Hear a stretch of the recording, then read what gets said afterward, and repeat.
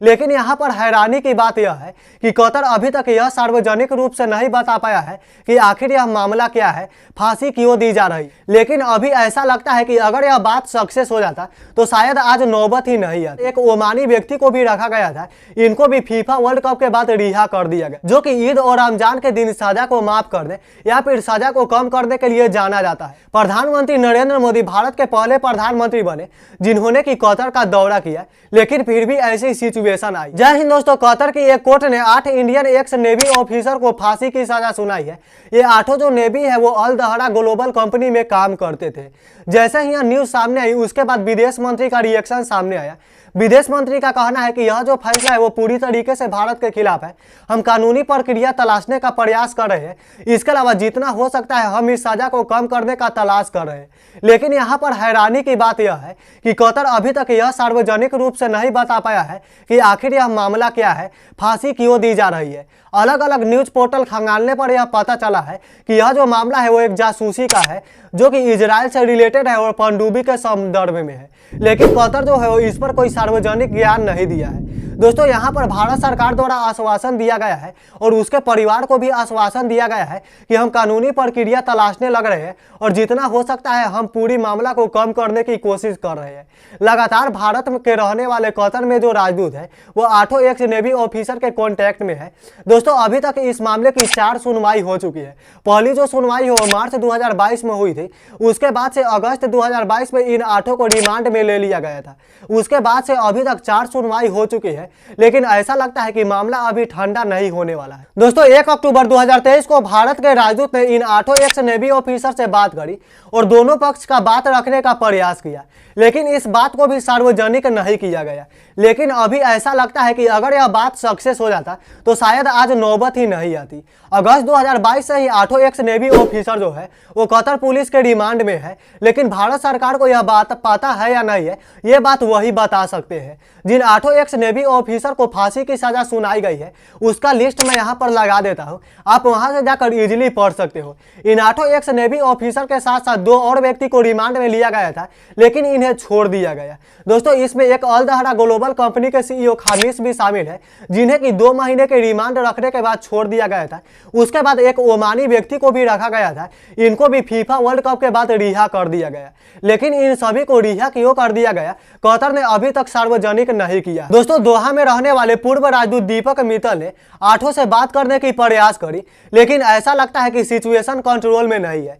इन 8 x navy officer के परिवार वालों ने कतर के अमीर के पास एक याचिका दायर करी, जो कि ईद और रमजान के दिन सजा को माफ करने या फिर सजा को कम करने के लिए जाना जाता है। लेकिन ऐसा लगता है कि अभी सिचुएशन कंट्रोल में नहीं है, आने वाले समय तक का इंतजार करना हो। दोस्तों, पिछले साल विदेश मंत्री एस जयशंकर ने यह बोला था कि हमारा उन 8 एक्स नेवी ऑफिसर के साथ लगातार कॉन्टैक्ट बना हुआ है।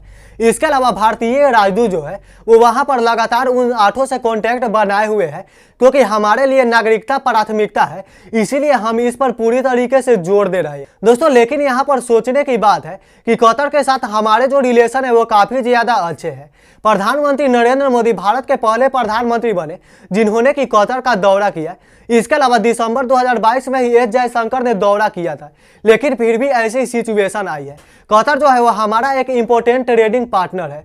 साल 2021-22 की अगर हम रिपोर्ट देखते हैं तो कतर से $17.2 बिलियन का ट्रेड हमेशा होता है। कतर का 25% पॉपुलेशन यानी कि 7.5 लाख से ज्यादा लोग जो है वो भारतीय वहां पर बसे हुए हैं। कतर के जितने भी गैस कंपनी या फिर तेल डिपो है वहां पर तकरीबन 95% जो मजदूर है वो भारतीय है। एक बात तो यहाँ पर पक्का लगता है कि अगर इस फैसले को टाला नहीं जाता है, फांसी का फैसला बरकरार रखा जाता है, तो भारत और कतर के रिलेशन में काफी ज्यादा गड़बड़ाहट देखने को मिलेगी। जी, इसका जो असर है वो ट्रेडिंग पर भी पड़ेगा और प्रवासी मजदूर पर भी पड़ेगा। हो सकता है कि आने वाले समय में अगर फैसला नहीं बदलता है तो ट्रेडिंग जो है वो कम पड़ जाएगा।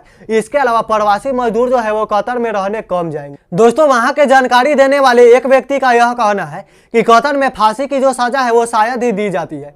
अंतिम बार यहाँ पर फांसी की जो सजा है वो साल 2020 में दी गई थी। उसके बाद अंतिम बार जो फांसी की सजा है वो साल 2003 में दी गई थी। उसके बाद इसी बार दिया गया है। लेकिन यहाँ पर एक चीज नोटिस करने वाली चीज है कि हाल ही में इजराइल और पैलेस्टाइन का जो युद्ध है यहाँ पर चल रहा है। कतर जो है वो खुलेआम रूप से पैलेस्टाइन का सपोर्ट कर रहा है और यह जो मामला है वो पूरी तरीके से इजराइल और पनडुब्बी से जुड़ा हुआ है।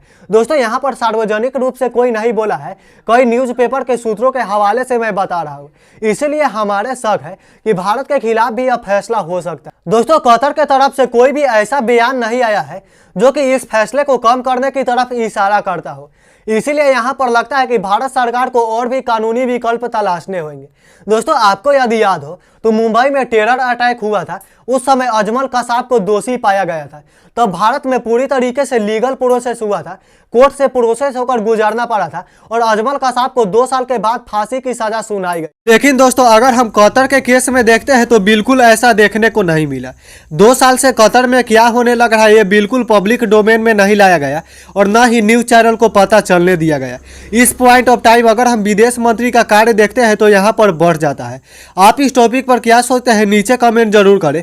अगर वीडियो अच्छी लगी तो लाइक करना, चैनल पर नए हो तो सब्सक्राइब करके बेल आइकन प्रेस कर देना, क्योंकि आपका भाई इसी तरह के वीडियो लाते रहता है। तब तक ले जय हिंद, वंदे मातरम।